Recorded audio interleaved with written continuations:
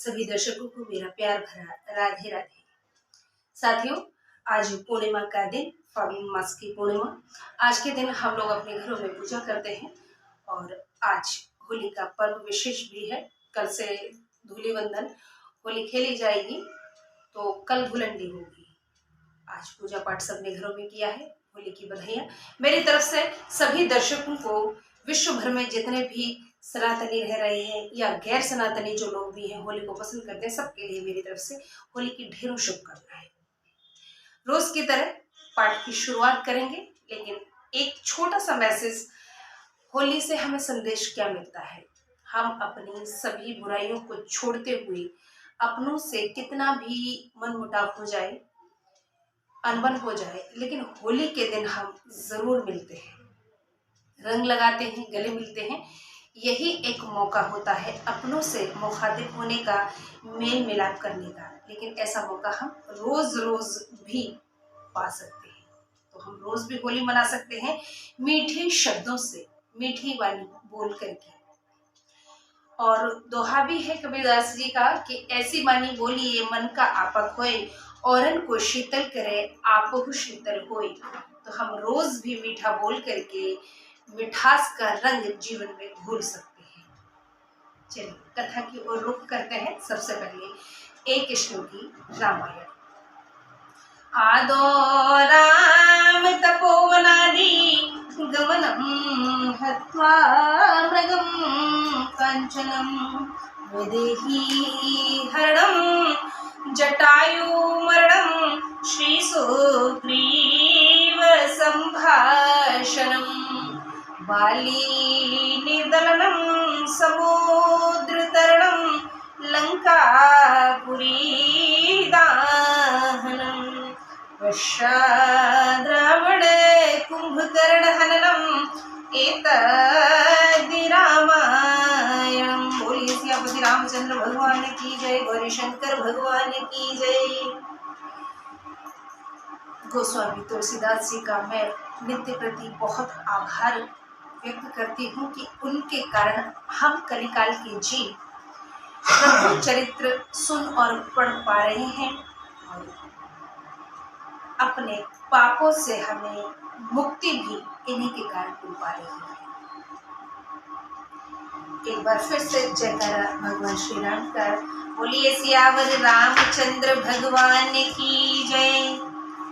कथा में हमने कल जाना कि राम जी के राज तिलक की कैसे खुशी पूर्वक तैयारियां चल रही हैं, लेकिन देवताओं को ये बात भा नहीं रही है, खटक रही है उनको ये बात। हाँ, क्योंकि भगवान नारायण अवतार लेकर पृथ्वी पर आए तो किस लिए?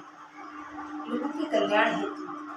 यहाँ हर जीव ऐसे ही आया है, जो भी आया है अपने अपने किसी उद्देश्य के साथ आया है। जब हम अपने उद्देश्य से भटक जाते हैं, पथ भ्रष्ट हो जाते हैं, तो मुश्किलें आने लगती हैं। आज राम जी के राज तिलक की तैयारी चल रही है, राज्य भर में घोषणा हो गई है। देवताओं को अच्छा नहीं लगा है, क्योंकि प्रभु अब कहीं मार्ग से भटक ना जाए, जो उद्देश्य था उसे पूर्ण कर पाएंगे या नहीं। बड़ी ही शंका उत्पन्न हो रही है, संदेहास्पद स्थिति पैदा हो गई है स्वर्गलोक में, देवलोक में। तो देवता ब्रह्मा जी के पास गुहार लगाने लगे हैं, अब ये नई चाल चलेंगे। ये कुटिल नीति रही थी देवताओं की। राम जी को राज तिलक नहीं होने दिया गया था और दोष सारा मैया कैकेयी पर मढ़ दिया गया, मंथरा पर मढ़ दिया गया, लेकिन ऐसा नहीं था। ये सब आगे जानेंगे। बड़ी रुचिकर है कथा। चलिए, तो गोस्वामी जी ने जैसे लिखा है वैसे ही रसपान करते हैं। विपत्ति हमारी बिलो की बड़ी, मातु करिय सोए आजो, राम जानि बन राजु तजी, होई सकल सुर काजू। देवता लोग माँ शारदा के पास आए हैं और विनती कर रहे हैं, हे माता, हमारी विपत्ति को देखकर आज वही उपाय कीजिए जिससे रामचंद्र जी राज्य त्याग कर वन को जाएं और देवताओं के सब कार्य सिद्ध हों। तो तो जो लोग भी माँ कैकेयी को एब्यूज करते हैं, कटु वचन बोलते हैं, मेरे ख्याल से उन्हें नहीं बोलना चाहिए। मैया तो विधि के विधान की शिकार थी, माँ का तो कोई दोष ही नहीं था, वरना तो माँ कौशल्या से ज्यादा मैया कैकेयी ने भगवान श्री राम को प्रेम किया था। देवताओं ने विनती की है मैया से कि माँ ऐसा कुछ कीजिए कि राम जी वन को चले जाएं, क्योंकि वन में जाने से ही देवताओं के कार्य सिद्ध हो सकते हैं, रावण को मुक्ति मिल सकती है। जो प्रताप भानु नाम का राजा था, जिसे ब्राह्मणों ने आकाशवाणी सुनने के बाद श्रापित किया था और उसे दानव कुल में आना पड़ा था, वही चूंकि आकाशवाणी हो गई, ब्राह्मणों को लगा कि ये सत्य है। दूसरी आकाशवाणी में बताया गया कि राजा को इस विषय में कुछ पता नहीं है, तो फिर निजात पाने का उपाय किया गया। तो उपाय यही रहा था कि अब चूंकि ब्राह्मणों की वाणी है, वो खाली नहीं जा सकती, श्राप तो लग चुका है। हाँ, श्राप मुक्त होने के लिए स्वयं भगवान नारायण अवतरित होंगे, तब जाकर आप श्राप से परिवार सहित मुक्त होंगे। इसीलिए भगवान नारायण आए हैं पृथ्वी पर भगवान श्री राम के रूप में। आज राज तिलक जो होने को चला है, तो वहीं देवताओं के मन में शंका पैदा हो गई कि शायद अब प्रभु अपना कार्य पूर्ण नहीं कर पाएंगे। मैया शारदा से नाना भांति से विनती कर रहे हैं कि माँ कुछ करो ताकि हमारे कार्य सिद्ध हो सके। कि सुने सुर विनय ठाड़े पछताती, वयु सरोज विपिन मराती, बार बार गही चरण सकोची, चली विचार विबुध मत पोची, ऊंच निवास नीच कर तूती, देखी न सकहीं पराई विभूति। बारंबार चरण पकड़कर देवताओं ने मैया को संकोच की स्थिति में डाल दिया है। तब मां शारदा विचार कर चली कि देवताओं की बुद्धि नीच है, इनका निवास ऊंचा है और करनी नीची है, ये पराई संपत्ति देख नहीं सकते। देखिए, यहाँ से हमें संदेश मिलता है, एक मैसेज मिल रहा है, बड़ा ही प्यारा सा मैसेज मिल रहा है और हम सबके लिए काम आने वाली चीज है। हम किसी के सुख से जलते हैं तो हम चाहते हैं कि ऐसा नहीं होना चाहिए। आज देवताओं ने भी ऐसा ही विचार कर डाला और मां शारदा से विनती की है कि राम जी राजा नहीं बनने पाए, आप मैया ऐसा कुछ करो कि वो वन को चले जाए। मैया कह रही है ये देवता भले ही देवलोक में रहते हैं, स्वर्गलोक में रहते हैं, लेकिन बड़े ही नीच हैं। अपने मतलब के लिए देखो, राम को राजा बनते नहीं देख सकते हैं और मुझ पर दोष मरना चाहते हैं। अब उन्होंने ये भी व्यवस्था कर ली है कि माँ आपको दोष नहीं आएगा। अपने स्वार्थ के लिए देखिए पूरे राज्य में हड़कंप मच जाएगा। अब दोष किसी न किसी को तो लगेगा। तो इन देवताओं के कारण देखिए कोई पाप का भागी बनेगा और बहुत कुछ तहस नहस हो जाएगा। मां शारदा को सब कुछ दिखाई दे रहा है, लेकिन देवताओं को तो बस अपने कार्य दिख रहे हैं, जो कार्य सिद्ध करने हैं, जिन कार्यों हेतु भगवान नारायण ने पृथ्वी लोक में अवतार लिया है। आगिल काज विचार बहोरी, करी है चार कुशल कवि मोरी, हर्ष हृदय दशरथ पुर आई, जनुग्रह दसाधु सह दुखदाई। परंतु आगे का कार्य विचार कर चतुर कवि मेरी चाहना करेंगे और ये विचार कर प्रसन्न मन से सरस्वती जी अयोध्या में इस प्रकार आई, मानो कठिन दुख देने वाली ग्रह दशा आई हो। गोस्वामी जी कह रहे हैं भैया आई तो है, लेकिन ऐसे जैसे ग्रहों को बहुत कठिन परिस्थिति में डालने वाली है, ऐसा ही होने वाला है। एक तरीके से दुख की घड़ी का संकेत है मैया का अयोध्या में प्रवेश करना। नाम मंथरा मंदमती चेरी के केरी अजस पेटारी ताहि करी गई गिरा मत फेरी। रानी कैकेयी की मंद बुद्धि वाली मंथरा नाम की एक दासी हुआ करती थी। उसे अपयश की पिटारी बनाकर सरस्वती जी उसकी मति फेर कर चली गई। जैसा कि देवताओं ने कहा था, मां शारदे आपको दोष नहीं लगेगा, बस आप हमारा ये काम कर दीजिए। मैया अयोध्या में आई, मंथरा की बुद्धि फेर दी और उनके जुबान पर जाकर बन बैठी है। तीख मंथरा नगरो बनावा मंजुल मंगल बाज बधावा। पूछे सी लोगन काह पूछाऊ राम तिलक सुनि भाउर दाऊ। मंथरा ने नगर की सजावट देखी, सुंदर मंगलमय बधाई बज रही है। उसने लोगों से पूछा कि क्या उत्सव है, कैसा उत्सव है, ये सब किस लिए? श्री रामचंद्र जी के राज तिलक की बात सुनकर उनका हृदय जल उठा। इसीलिए कहते हैं कि अपनी जुबान से कभी कटु वचन ना बोलो, कभी गलत मत बोलो। मां शारदा जुबान पर विराजती है, एक बार मस्तिष्क में विराजमान अवश्य होती है।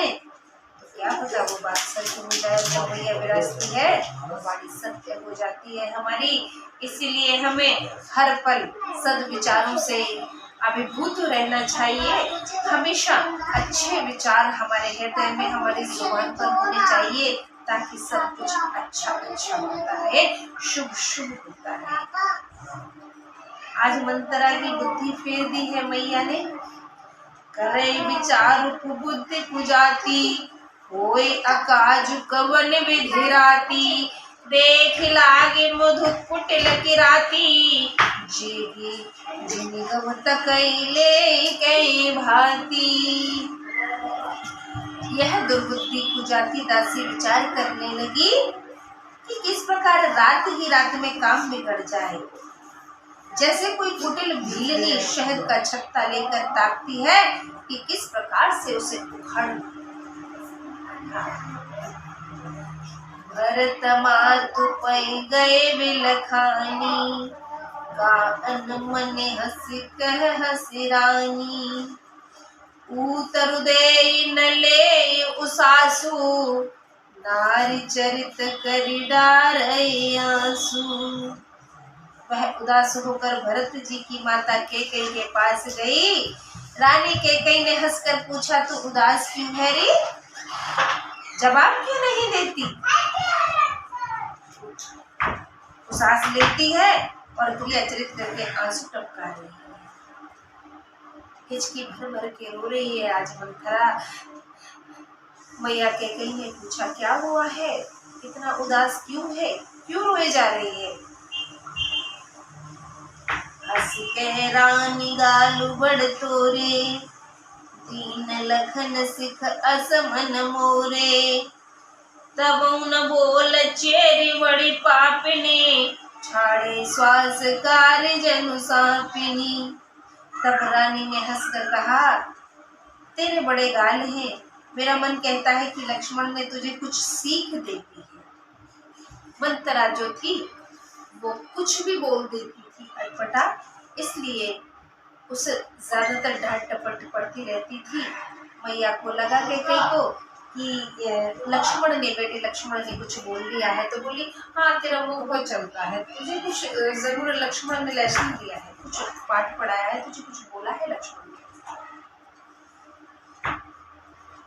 फिर भी वह महापापिनी नहीं बोली और ऐसे श्वास छोड़ने लगी मानो नागिन फुसकारती। अब क्रोध में आ गई है मंथरा। सबय रानी कह सिकिन कुशल राम महिपालु। लखन भरत रिपुदमन सुने भाकु भरी और सालू। तब रानी ने डर कर कहा, अरे बोलती क्यों नहीं? रामचंद्र, राजा लक्ष्मण, भरत और शत्रुघ्न कुशल से तो है। कैकेयी ने पूछा है। सबसे पहले देखिए, अपने पति से भी पहले पुत्र के लिए पूछा है। मैया कैकेयी का प्रेम देखिए राम जी के लिए। पहले रामचंद्र जी के लिए पूछा कि रामचंद्र, फिर राजा, तब लक्ष्मण, इसके बाद भरत, तब शत्रुघ्न के विषय में पूछा है कि सब कुशल मंगल तो है, ऐसे क्यों मुंह फुला रही है? ये सुनकर कुंवरी मंथरा ने के हृदय में बड़ा दुख हुआ कि देखो कितनी भूली है कैकेयी। कत सिख देई हमें को माई, गाल करब के करबल पाई। राम ही छाड़ी कुशल के ही आजू, जे जने सुदेई जुबराजू। मंथरा बोली, है माई, हमको क्या सीख देगा और किसका बल पाल कर हम गाल बजावेंगी? राम को छोड़कर और आज किसकी कुशल हो सकती है जिन्हें राजा युवराज पद दे रहे हैं? मैं कौन होती हूँ गाल बजाने वाली, जो लक्ष्मण मुझे कोई पाठ सिखाएंगे, कोई सीख देंगे? और राम की कुशलता आज इतनी ज्यादा है कि उनसे ज्यादा कुशल में कोई हो ही नहीं सकता, उनसे ज्यादा खुश नसीब कोई नहीं हो सकता। आज राजा युवराज पद उन्हें दे रहे हैं। भयो कौशली विद्यति दाहिनी, देखत गर्भ रहत उर नाहिनी। देखो कस न जाए सब शोभा, जो अवलोकी मोर मन क्षोभा। कौशल्या को विधाता आज बहुत अनुकूल है। ये देखकर उनके हृदय में घमंड नहीं समाता, तुम जाकर सब शोभा क्यों नहीं देख लेती? इसको देखकर मेरे मन को क्षोभ हुआ है, पीड़ा पहुंची है, बड़ा कष्ट होता है। आज मंथरा बोली, मेरी छाती पर सांप लोट रहे हैं, आज राम राजा बन रहे हैं।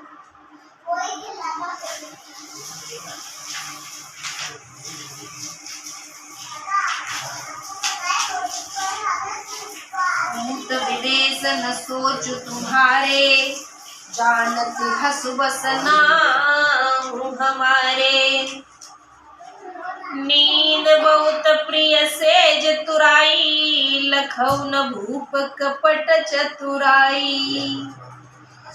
तुम्हारा पुत्र परदेश में है, इसका तुम्हें कुछ सोच नहीं है। जानती हो राजा हमारे वश में नहीं है। तुम्हें तो तोषक सेज पर नींद लेना बहुत प्यारा लगता है, राजा की कपट चतुराई को तुम देख नहीं सकी हो कैकेयी। मैं कहती हूँ समझ जाओ। सुने प्रिय वचन मलिन मनु जानी, झुकी रानी अब रहो अरगानी।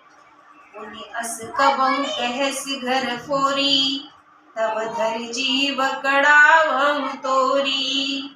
उसके प्रिय वचन सुनकर किंतु उसका मन मलिन जानकर रानी झुककर बोली, अब चुप रहे, घर फोड़ी, मुंह बंद कर।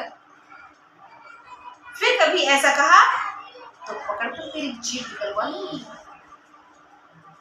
मंथरा का स्वभाव थोड़ा कुटिल था शुरू से, तो रानी कैकेयी ने उसे डांट दिया। काने खोरे कबूबरे, काने खोरे कूबरे, कुटिल कुचाली जानी। तिय विशेष पुनि चेरि कये, भरत मात मुस्कानी। काने, लंगड़े और कुबड़े, इन सबको कुटिल और कुचाली जानना चाहिए, उसमें भी स्त्री खासकर दासी, यह कहकर भरत जी की माता मुस्कानी। मैया कैकेयी ने लताड़ लगाई है मंथरा को कि काने कुबड़ों को तो बहुत ज्यादा भाव नहीं देना चाहिए, ये तो कुटिल होते ही हैं। इसीलिए आज एक कहावत भी चल पड़ी है, आज के समय में लोग कहते हैं। हालांकि हमारे हिसाब से ये अनुचित है कि काने में एक गुण ज्यादा होता है। मंथरा की एक जो आंख है, एक नेत्र उनका थोड़ा दबा हुआ है और इसीलिए मैया कैकेयी ने उन पर तंज कसा है कि इन्हें तो कुटिल जान लेना चाहिए, काने लंगड़े और कुबड़ों को। तो ये माँ कैकेयी ने ये बात तब कही है जब वो कुटिलता व्यक्त कर रही है। इसलिए आप लोगों को कोई हक नहीं बनता है, जो इस प्रकार से प्रभु ने उन्हें बनाया है ऐसे लोगों को, तो उनके विषय में हम ऐसा कुछ कहें ये अनुचित है। ये दिव्यांग लोगों के विषय में हम नहीं बोल सकते, क्योंकि कोई दिव्यांग ऐसा अशुद्ध नहीं कर रहा है। मंथरा से तो कैकेयी ने इसलिए कहा क्योंकि मंथरा राम जी के विपरीत बात कर रही थी और राम जी माँ कैकेयी को सबसे ज्यादा प्रिय है, अपने पति दशरथ से भी ज्यादा प्रेम करती थी मैया कैकेयी राम को। इसलिए पहले उनका कुशल मंगल पूछती है, उनके खिलाफ एक शब्द सुनना माँ को पसंद नहीं है। तो इसलिए मंथरा को ऐसा बोल दिया है, क्योंकि मंथरा घर तोड़ने जैसी बातें किया करती थी। हमें कोई अधिकार नहीं बनता कि हम दिव्यांगों के विषय में ऐसी बात कहें, तो कोई गलत मैसेज नहीं जाना चाहिए हमारे समाज में कि हम ऐसी बातें किसी को बोल दें। कैकेयी ने भी तो कहा है त्रेता युग में, लेकिन आपने देखा ना कब कहा है, जब वो हर हद को पार कर गई है और जो सबको प्रिय राम जी हैं उनके विषय में गलत बात कर रही है, तब है ना। तो कोई भी गलत मैसेज नहीं जाना चाहिए दिव्यांग जनों के विषय में, जिनके हाथ पैर या आंख में कहीं भी ईश्वर ने कोई भी खोट उत्पन्न किया है तो वो प्रभु की माया है, हमें ईश्वर के ऊपर ही छोड़ देना है। हम कोई अधिकारी नहीं है, हमें कोई अधिकार नहीं बनता है इन्हें गलत बोलने का। मैं इतनी सी बात अपने शब्दों में समझाने की कोशिश कर रही थी और मेरे ख्याल से सबको समझ में भी आ जाएगा। आगे बढ़ते हैं कि प्रिय बादिन सिख दीन्यो तो ही सपने तो पर को पुन मोही सुदिन सुमंगल दायक सोई तोर कहा फुर जय दिन होई। हे मधुर भाषिनी, मैंने तुझे शिक्षा दी है, स्वप्न में भी मेरा तुझ पर कोप नहीं है। वही शुभ दिन मंगलदायक होगा जिस दिन तेरा कहा सत्य होगा।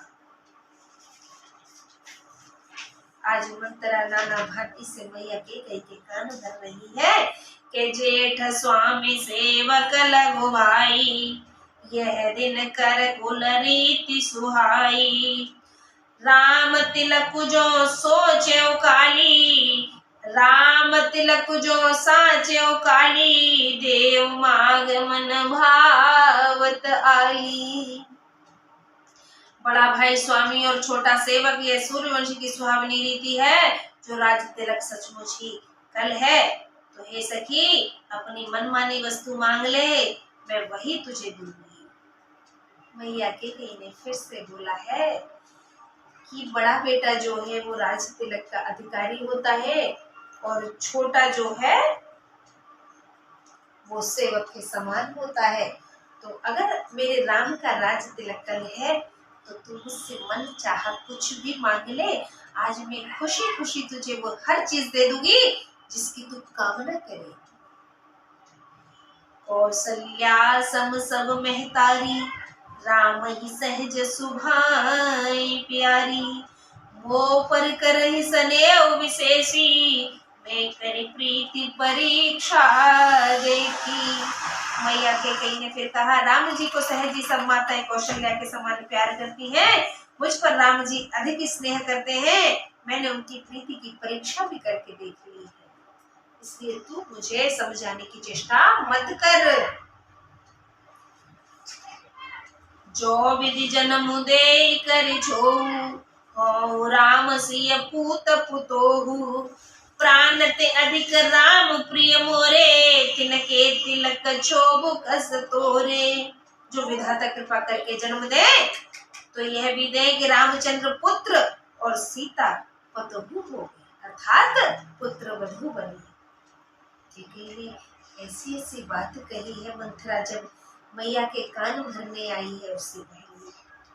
जो विधाता कृपा करके जन्म दे तो यह भी दे कि राम जो है वो मेरे पुत्र बने और सीता मेरी पुत्र वधू बने। अपने प्राणों से भी अधिक मुझे रामचंद्र प्यारे हैं, उनके तिलक से मुझे दुख क्यों होगा। भरत सपत तो सत्य कहूं, परिहरि कपट दुराऊ। हर्ष समय विषमो कर से, कारण मोई सुनाओ। तुझे भरत की सौगंध है, छल कपट को छोड़कर सच कहे। आनंद के समय जो तू अचंबा करती है, इसका कारण मुझे सुना। ऐसा क्यों कर रही है तू, तुझे भरत की कसम देती हूँ। मंथरा का लगाव जो था वो भरत से कुछ ज्यादा ही था, बड़ा प्रेम करती थी, क्योंकि दासी की मैया कैकेयी की उनके पुत्र से बहुत ज्यादा प्रेम करती थी, जैसा कि हर दासी करती है। एक ही बार आस सब पूजी, अब कछु कह बजीभ कर दूजी। होरे जोगु कपारु अभागा, भले उन कहत दुख रे लागा। मंथरा ने कहा, एक ही बार कह देने से मेरी सब आशाएं पूरी हो गई, अब दूसरी जीभ लगाकर कुछ कहूंगी। मेरा अभागा ललाट तो फोड़ने योग्य है, तो वही बात कहने पर भी तुझको दुख हुआ। अब मंथरा ने पासा पलट के बात। साथियों, ये मंथरा कौन है, इसके विषय में मैं अलग से एक वीडियो अपलोड करूंगी। कथा करने के तुरंत बाद ही मैं मंथरा के विषय में अलग से कहानी बताऊंगी कि ये कौन थी और क्यों अवधपुर में इसको स्थान दिया गया था। चूंकि प्रभु सुनिश्चित करके सब कुछ वहां से आए थे, सबने अपने अपने हिसाब से जैसे जैसे कैरेक्टर, जैसे जैसे उनको रोल अदा करने थे, सबने जन्म लिए थे और सब अपना काम भी कर रहे थे। तो मंथरा को भी ऐसे स्थान मिला था, उसके विषय में अलग से बताएंगे। कथा में आगे बढ़ रहे हैं। और जब रानी ने पूछा है कि अभागी ऐसा क्यों कर रही है तू, बता तुझे क्या दिक्कत हो रही है मेरे राम के रास्ते से। तो मंथरा ने क्या कहा है, मैं तो सही बोलती हूँ, तुझे वो भी खराब लगता है, तो अब क्या दूसरी जीभ लगा के कुछ बोल दूंगी जो तुझे अच्छा लगने लगेगा। मैं तो फिर भी वही बोलने वाली। कहीं झूठी बुरी बात बनाई, ते प्रिय तुम ही करो मैं माई। हम कहबे अब ठकुर सुहाती, नाहित मौन रहब दिन राती। हे माई, जो बात झूठ सच कहे, वह तुम्हें प्यारा है और मैं कड़वी। अब मैं भी मुंह देखी कहा करूंगी, नहीं तो दिन रात चुप ही रहा करूंगी। देखिए मंथरा ने कैसे तंज कसा है और कैसे मैया को अपनी ओर आकर्षित करने के लिए बोला है कि जो सच झूठ कुछ भी मिला, नमक मिर्च मिला के तुझे तो बोल दे, वो तो तुझे बड़ा अच्छा लगता है, और मैं जो सच बोल रही हूँ ना, तुझे बड़ा कड़वा लग रहा है। मैं नहीं बात करती, अब मैं चुप ही रहा करूंगी, मौन रहा करूंगी, वही अच्छा है। तू तो मेरी बात को समझना नहीं चाहती माई। अब मंथरा ने माँ के को पिघला दिया, ऐसा कह करके, तू नहीं समझना चाहती माई मेरी बात को, तो मैं अब मौन रहा करूंगी। आखिर दासी है, सुनना पड़ेगा कि को उसकी बात। करे कुरूप विधि पर बस कीना, बाबा सोलुनिय सही लहई जो दीना। कौन पहो हमें कहानी, चेरी छाड़ी अब हो बकी रानी। विधाता ने कुरूपा बनाकर मुझे पराधीन कर दिया। मैंने जो बोया सो काटा और दिया सो पाया। कोई भी राजा हो हमारी क्या हानि, दासी को छोड़कर मैं तो रानी होने से रही। अब मंथरा ने क्या कहा है कि राम भगवान ने मुझे कुरूप बना करके पराधीन कर दिया, मैं भी रूपवान होती तो मेरा भी घर परिवार होता है। आज मैं दासी हूँ तो कुरूप हूँ, इसलिए मुझे कोई देखना पसंद नहीं करता है। और फिर कोई भी राजा बने, मैं थोड़ी ना रानी बन जाऊंगी। कोई राजा बन जाएगा तो मैं राजमाता थोड़े हो जाऊंगी। अब राजमाता तो वही होगी जिसका बेटा राजकुमार होगा। कटाक्ष किया है मंथरा ने, क्योंकि मां शारदे बुद्धि फेर चुकी है, और जिसकी बुद्धि मैया फेर दे फिर तो समझ लीजिए उसकी शनि की 7.5 शुरू हो गई है। ऐसा ही कुछ आज महल में हो रहा है। जा रे जोग सुभाव हमारा, अनभल देखी न जाए तुम्हारा। ताते कछुक बात अनुसारी, क्षम्य देवी बड़े चूक हमारी। मेरा स्वभाव जलाने के योग्य है, क्योंकि मुझसे तुम्हारी बुराई नहीं देखी जाती। किसी से कुछ बात छेड़ी थी, हे देवी क्षमा करो, मुझसे भूल हो गई है। अब कैकेयी से क्षमा मांगने लगी है मंथरा, और सब कुछ पहले ही बोल दिया है। इंसान कितना भी सॉफ्टवेयर हो, लेकिन बात अगर हृदय को टच कर जाए तो सोचने के लिए व्यक्ति मजबूर हो जाता है। गूढ़ कपट प्रिय वचन सुने, प्रिय अधर बुधिरानी। सुर माया बस वैरिणी, सुहृदय जान पति आनी। अस्थिर बुद्धि की स्त्री और देवताओं की माया के वश होने के कारण कैकेयी मंथरा के गुप्त कपट भरे प्यारे वचन सुनकर वैरिणी मंथरा को अपनी सुहृदय जानकर उसका विश्वास कर लिया। कैकेयी ने विश्वास कर लिया है आज मंथरा का। मंद बुद्धि मंथरा, ऊपर से शारदा मैया बैठी रही जुबान पर, फिर कौन फेर सकता है बुद्धि को? मंथरा को तो खुद ही बुद्धि नहीं है, और सरस्वती जी ने फेर दी। अब दिमाग में चले तो कैसे चले? नहीं चल सकता ना। बुद्धि की देवी सरस्वती है, बुद्धि पर उनका राजपाट चलता है। जैसे मां शारदा चाहती हैं हम वैसे ही करते हैं, लेकिन हम उस पर भी विजय प्राप्त कर लेते हैं जब हमारा विवेक जागृत हो। मंथरा को इतना दिमाग नहीं है, वो तो पहले से ही बुद्धिहीन है, कम बुद्धि वाली है, भोली है। उसे नहीं पता है कि सही और गलत क्या है। अब शारदा जी ने दिमाग फेर दिया तो फिर तो कुछ भी नहीं बचा,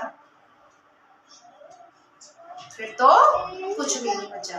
अब मंथरा की बुद्धि तय बोल रही है, कुछ नहीं है दिमाग में, सिर्फ और सिर्फ मां शारदा का काबुआई करे जा रही है, वही कह रही है।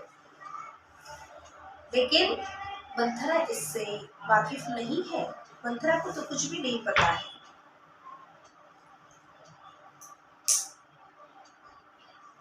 जाने जोग सुभाव हमारा, अनभल देखी न जाए तुम्हारा। ताते कछुक बात अनुसारी, क्षम्य देवी बड़े चूक हमारी।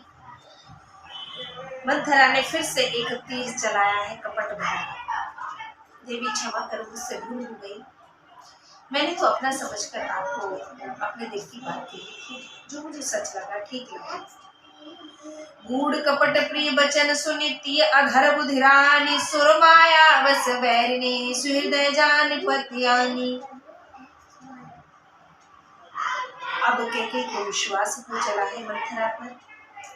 सादर पुनि पुनि पूछत ओहि, सबरी गान मृगी जन मोही। तस्य मत फिरी अहै जस भावी, रहसी चेरी घात पनु भावी।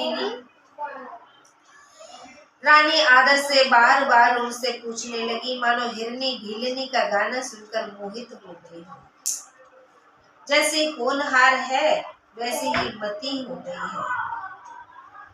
दासी अपना तीर लगाकर समझ के प्रसन्न हो गई। दासी को लगा मेरा तीर निशाने पर लग गया है, बड़ी प्रसन्न हो गई। तुम पूछो मैं कहत डराऊ, धरे मोर घर फोरी नाऊ। सज प्रतीति बहुविध गढ़ झोली, सज प्रतीति बहुविध गढ़ छोली। अवध साढ़ साथी तब बोली। तुम पूछती हो किंतु मुझे कहते डर लगता है। अब देखिए मंथरा संकोच व्यक्त कर रही कि मैया, माई तो पूछ रही हूँ, मुझे बड़ा डर लग रहा है कहने में, कहीं डांटो नहीं क्योंकि तुमने मेरा नाम घर फोड़ी रख दिया है। बात बनाकर और विश्वास जमाकर अयोध्या की 7.5 वर्ष की शनि दशा रूपी मंथरा बोल पड़ी है। प्रिय सिंह राम कहा तुम रानी, राम तुम प्रिय सो फुरबानी, रहा प्रथम अब ते दिन बीते, समो फिरे रिपु होए प्रीते। हे रानी जी, जो तुमने कहा कि सीताराम मुझे प्यारे हैं और राम को तुम प्यारी हो, सो ये ठीक है, ये बात सही है भाई, परंतु जो दिन पहले थे वो दिन अब बीत गए। समय पलट जाने से मित्र भी शत्रु हो जाते हैं। आज मंथरा ने चाल चली है, जैसे कई बार हम लोगों ने भी देखा होगा, अरे पहले की बातें छोड़ दो, वो दिन चले गए। ऐसे ही मंथरा ने आज अपना पैर जमा लिया है अंदर के पैर की तरह। अब तो मनवा के मानेगी अपनी बात को, और केके को भरोसा भी होने लगा है। भानु कमल कुल पोष निहारा, बिनु जल जारी करई सोई छारा, जर तुम्हारी चह सवती उखारी, रुधम करी उपाऊ वर बारी। सूर्य कमल समूह का पालन करने वाला है, परंतु बिना जल के वही सूर्य उनको जलाकर राख कर देता है। तुम्हारी जड़ की सौत कौशल्या, तुम्हारी जो सौत है वो तुम्हारी जड़ को उखाड़ना चाहती है, उसे तुम उपाय रूपी सुंदर बाण से रोक दो। अगर कोई आपकी जड़ उखाड़ना चाहे तो आपको तकलीफ होगी कि हमारे जमे हुए पैर, जैसे कि किसी स्त्री का अगर घर टूटता उसे नजर आता है तो बौखला जाती है वो, फिर उसे उचित अनुचित का भान नहीं रहता है, फिर तो उसे बस दिखता है कि मेरा जो पैर जमा हुआ है वो हटना नहीं चाहिए। मेरा घर अगर कोई तोड़ना चाहता है, मुझे मेरे घर से अगर कोई दूर करना चाहता है, तो वो जहरीली नागिन से भी ज्यादा उतावली हो जाती है, भूखी शेरनी से भी ज्यादा दहाड़ती हो जाती है। आज जैसे ही मंथरा ने कहा है कि सौत कौशल्या जो है, तेरी जो जड़ें जमी हुई है राजा दशरथ जो तुझे बहुत प्रेम करते हैं, राम जो प्रेम करते हैं, वो सब खत्म कर देना चाहती है, खुद राजमाता बनना चाहती है। मैया के हृदय पर ये बात चुभ गई। जैसे ही बोला है राजमाता वाला शब्द, आज मंथरा की हर बात उसे सच लगने लगी है। आगे कथा थोड़ी भाव विभोर कर देने वाली रहेगी, दुख प्रदान करने वाली होगी, क्योंकि किसी भी पुत्र का अगर राज तिलक हो रहा है और उसमें विघ्न पड़ जाए तो ये दुखमयी ही होता है। और यहाँ तो स्वयं भगवान श्री राम का राज तिलक पोस्टपोन हो गया है, लेकिन विधाता की यही इच्छा थी। गोस्वामी जी ने आगे क्या क्या लिखा है, बड़ा रुचिकर रहेगा, कल कथा पढ़ेंगे। आज की कथा को यही विराम देते हैं। आज की कथा से हमें संदेश मिलता है कि हम मंद बुद्धि होते हैं, और अगर सरस्वती जी ने बुद्धि फेर दी है तो फिर तो कुछ भी नहीं है हमारे पास, लेकिन हम अपने विवेक को जागृत कर सकते हैं। सही गलत का भान हमें होना चाहिए। सरस्वती जी भी अगर बुद्धि को फेरने की कोशिश करें तो भी हमें मालूम होना चाहिए कि हम क्या बोल रहे हैं, क्या सही है या क्या गलत है। ये हम पर डिपेंड करता है, क्योंकि हमारा दिमाग है, हमारी बुद्धि है, हमारा शरीर है, इसे हम अपने अनुसार करेंगे, अपने अनुसार से हम दूसरे को दोष नहीं दे सकते। चूंकि आज मंथरा मंद बुद्धि थी, इसलिए मैया शारदा ने उसे ही निशाना बनाया था, और ऐसा देवताओं के कारण हुआ। अपनी अपनी बुद्धि का सही इस्तेमाल करें, किसी को भी कटु वचन ना बोले, गलत ना बोले, किसी का घर तोड़ने से बचें, किसी की खुशियों को आग लगाने का काम ना करें। अगर किसी को खुशी नहीं दे सकते हो तो दुख देने की आप कोई अधिकार नहीं है, तो आपको कोई अधिकार नहीं बनता है। जितना हो सके लोगों में खुशियां प्रेषित कीजिए, अच्छी बातें बोलिए, अच्छे विचार अपने समाज में रखिए, ताकि सौम्यता बनी रहे। अपना आपका सरल स्वभाव ही आपको ईश्वर के दरबार तक लेकर जा सकता है। एक बार फिर से सभी दर्शकों को, सभी हिंदुस्तानियों को, देश विदेश में सभी लोगों को जो होली का त्योहार पसंद करते हैं, स्पेशली जो नहीं पसंद करते, उनके लिए भी हैप्पी होली टू ऑल।